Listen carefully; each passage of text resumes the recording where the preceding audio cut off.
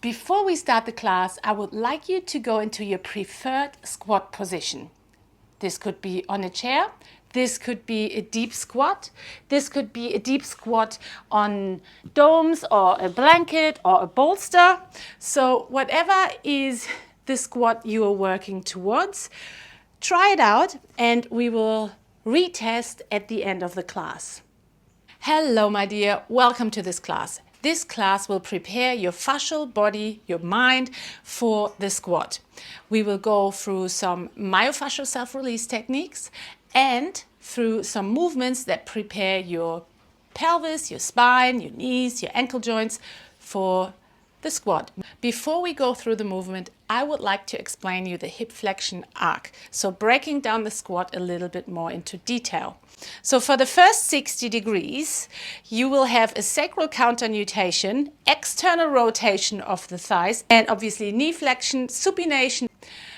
And then from 60 to 110 degrees, so whilst we're passing the 90 degrees, we will get into a nutation of the sacrum, medial rotation thighs, dorsiflexion of the feet. And then from 110 to 120 degrees, we go again through counter nutation of the sacrum, external rotation of the thigh bones, and supination of the feet. These, of course, are all relative movements and they are not a guideline. They're just a general overview of what's happening, and I think they're very helpful. Now let's mobilize our ankle joint and calcaneus, the heel bone, first. Take your fingers. You may need to use some wax or a little bit of cream, or what I would do is maybe spit on your fingers so you're not sliding over the skin. I don't need anything here. I have just my fingers. My skin gives me enough traction and enough glide. Take your fingers just above the ankle joint.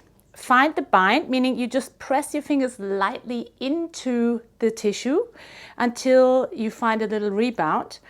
And then whilst you're moving your foot, your ankle from dorsi into plantar flexion, you glide your fingers down and push a little wave of skin and fascia in front of your fingers.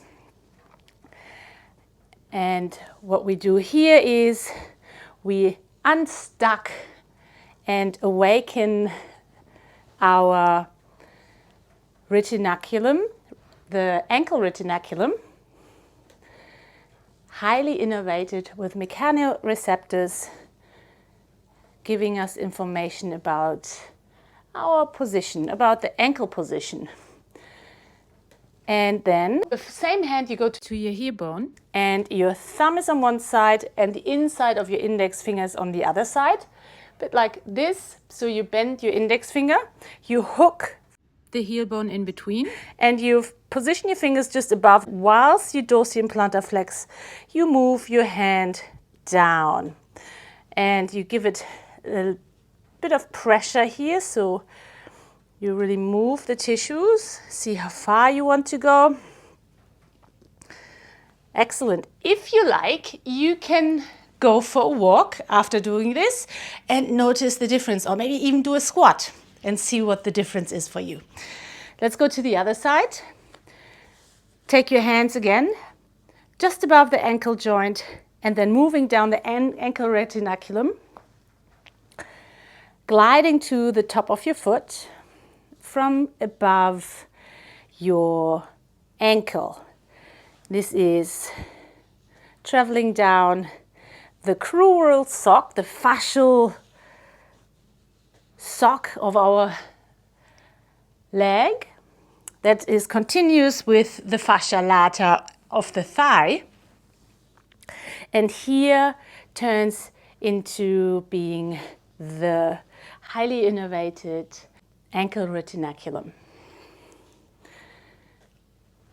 Good. And now again, taking the same hand, thumb and inside of your index finger, hooking the Achilles tendon, and whilst you dorsi and plantar flex, you move your hands down. Obviously you can do this all on a chair as well if kneeling is not available for you. Fantastic.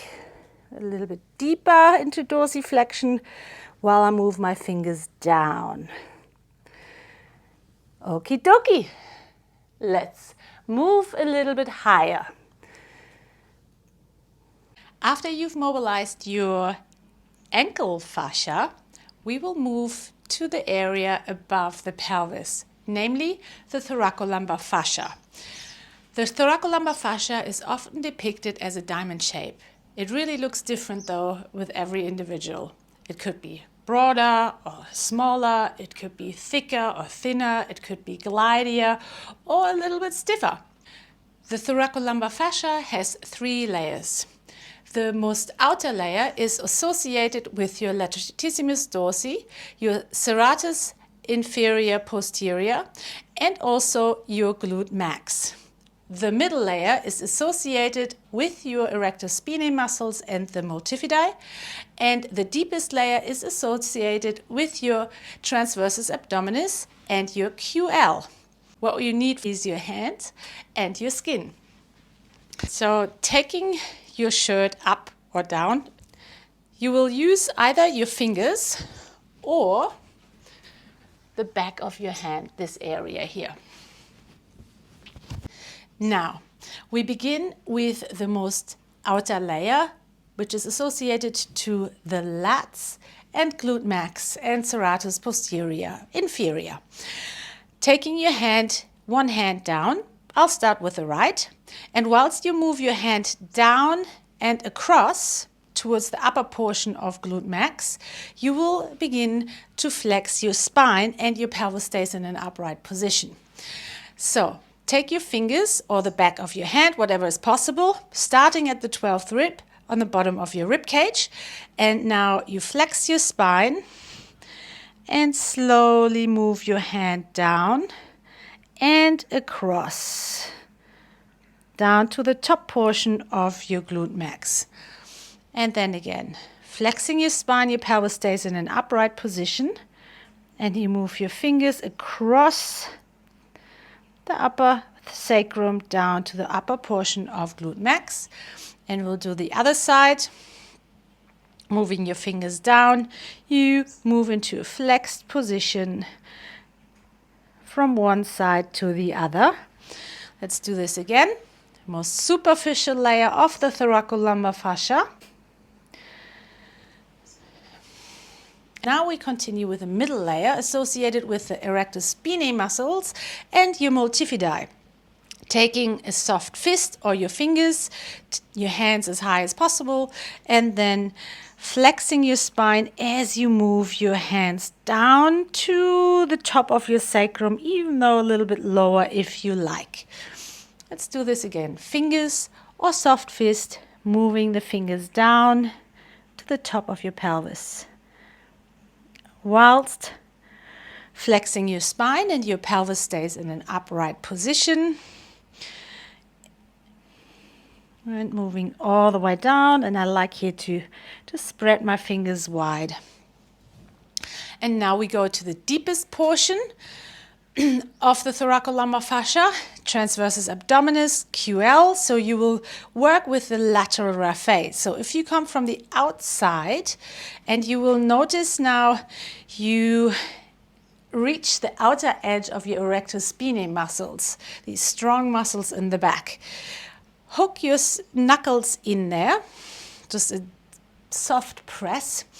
And now come back into your flexion, and you will move your fingers down, your hands down. Let's do that again. You're moving your hands down the lateral raphe. And then once more, moving your hands down whilst you're flexing your spine, up to the upper portion of your pelvis. Good. Wonderful. And we will complete this opening, and now my back feels nice and soft, with a roll down. Feet are hip width distance apart, pelvis in a centered position. And now beginning with a nod, a roll down, maintaining the pelvis in an upright position as much as possible. And I like to imagine like an upflow, like a fountain from the inner feet, through the inner legs and the pelvic floor, pelvis upright, and that fountain is spilling over. And rolling down, take an inhale here. And with the next exhalation, pelvic floor, deep abdominals engage, and your pelvis first moves into an upright position, and then the lumbar spine, thoracic spine, and we come all the way up to your cervical spine. For the next exercise, come into a kneeling position. You may want to do this on a towel or a kneeling mat. Your pelvis is in an upright centered position. Take your arms up, exhale. Inhale, arms to the side. And then as you inhale, shift your weight to the right. And your pelvis will go a little bit into flexion, but you want to think of a movement that goes sideways. And now the arms are reaching to the opposite side. Inhale, arms reaching as someone would hold you on your hands, and then come back, center position of the pelvis, and then again side shift. And some of you may notice that this movement also requires glide in the fascia lata, the fascia that surrounds your thigh bone, in the IT band. And with time you will notice after a few movements that this movement will become easier. So your hip shifts to the side and you come back into an upright position one more time and come back into a center position. Take your arms down. Whilst we're here, take your knees out and now shift your hips back, hinging from the hips, and then you curl up. Your hands are in front of your pelvis for a tactile cueing. Shifting back, curling up. Shifting back, spine is long in a center position, and then pubic bone lifts to navel, and you curl up. And again, shifting your hips back, opening the posterior pelvic floor as the sit bones move away from one another. Move your knees into a center position, shift back, and curl. Again, required is glide off the fascia of your thighs. Inhale, shift back, exhale, curl. Now moving your knees medially, shift back and curl.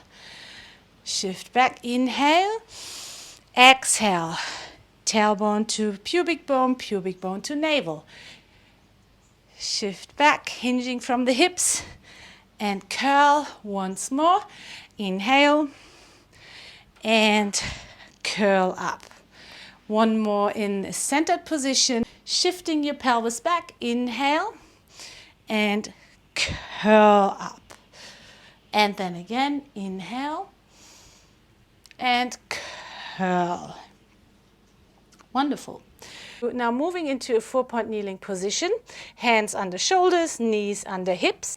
The pelvis is centered, the spine is centered, and from here shift back and forward, opening as before the posterior pelvic floor, but also the deep external hip rotators, namely the piriformis, the gemelli, quadratus femoris, shifting back and forward. Turning your knees in, shift back and forward, maintaining as centered as possible pelvis and spine. And you will feel you move into your own fascial binds here, turning the knees out, shift back and forward. Wonderful. Knees into centered position. Move your knees away from your hands so you find yourself in a kneeling front support in a half plank. Shift back And now curl. So tailbone to pubic bone to navel, navel to sternum, and you ride a wave through the spine to the crown of the head. Shifting back again, and curl. And one more. Shift back, and curl forward, articulating the spine vertebra by vertebra. Coming back into all fours and shift back into a child's pose. Rest here for a moment. For the next exercise, you either need a half dome or you can use a tea towel. I will demonstrate on a tea towel. Fold your towel so you end up with a tiny little square that you will bring under your sacrum. Lying onto your back, take the towel, bring it under your sacrum, so your pelvis should be slightly mobile now. And if the pressure of the towel is a little bit intense for you, then flatten the towel a little bit. Your pelvis is centered, your arms come into a T shape, palms facing up. Begin to tilt your pelvis forward and backward. And you notice this is a little bit wobbly. Finding center of your pelvis. Then take a breath in. Exhale. Your hip flexors should be soft, your inner thigh muscles as soft as possible. And now allow your right knee to fall out to the side. Your pelvis will begin to tilt to the right side as well.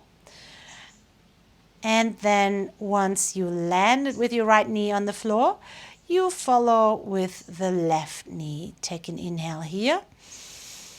Exhale. And now take your left knee up and your pelvis moves back into its centered position. Your right knee moves up. Now your left knee moves towards the floor. The right knee still pointing up to the ceiling. And once your left knee landed on the floor, your right knee follows slowly. And take an inhale here. And exhale. And now take your right knee up so it points up to the ceiling and follow with your left knee. We add a posterior tilt of the pelvis. So tilt your pelvis back so your pubic bone moves closer towards your navel. And now take your right knee out to the side. A slow movement. Allow it to drop easily, softly. Stay here, take an inhale. Exhale, inhale. You're still in your posterior tilt of the pelvis, so it's tilted back. Exhale. And then moving your right knee up again, and the left knee begins to drop towards the floor. Your pelvis is still in a posterior tilt. And take a breath here, inhale. Exhale, so your pelvis has followed the direction of the left knee, of course. Taking a few breaths here. And now moving up again. Center your pelvis. Posterior tilt of the pelvis. Right knee falls out to the side. The pelvis follows. Left knee follows softly. Just allow the left knee to drop. And then bring the left knee up. It's pointing up to the ceiling. You're still in your posterior tilt of the pelvis. And the left knee moves towards the floor. Pubic bone lifts, pelvic follows, and the right knee follows. Stay here for a breath or two. And then take both knees up towards a centered position. Center your pelvis. And now posterior tilt your pelvis. Lift your pelvis off your tea towel. Remove the tea towel. You're now in a hammock position. So your pelvis almost rests in the thoracolumbar fascia. And then, if you like, you can come into a pelvic lift and slowly, vertebra by vertebra, rolling down again, centering the pelvis, resting the sacrum on the floor. Take your arms to the side of your body. Bring your right knee up. Find a right angle behind your knee, and maintaining this angle, bring your foot down. Do the same with the left. Find your right angle behind the knee and take it down to the floor. Keep that distance between feet and pelvis. Now we will continue with leg floats, creating dynamic pelvic stability. Here you want to maintain a centered pelvis. For this, you may need to engage pelvic floor, deep abdominals a little bit more whilst you're lifting your leg. But remember, as little as possible, as much as necessary. You can play with it and see what is necessary. Take an inhale. And now exhale. And on the middle of your exhale, you find the midway of your exhalation. Lift your right knee up. Inhale, float it down. Exhale, wait for a moment until the middle point of your exhalation, and now float your left knee up. Inhale. Exhale. Floating. And keeping the pelvis as still as possible. The breath is almost flowing. Still intentional. And now rest both feet on the ground. For this next exercise, you either need a chair or a table or a wall you can hold on to. I will use a foam roller. Finding a standing position, hinging forward, coming into an airplane position. And now open the hip up and close. So you're medially rotating, opening the posterior part and the lateral part of your standing leg hip, and go now into medial rotation as much as possible. Dropping the lifted leg hip, gesture leg hip, and again, and change sides. Really mobilizing those deep external hip rotators and fascial structures, also your femoral ligaments, coming into an external rotation and a medial rotation.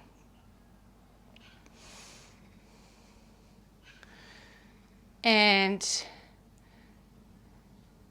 preparing you wonderfully for your squat. For this next exercise, you either need a block or a stack of books. Take the block onto the floor, come into a 4-point kneeling position, bringing one knee onto the block.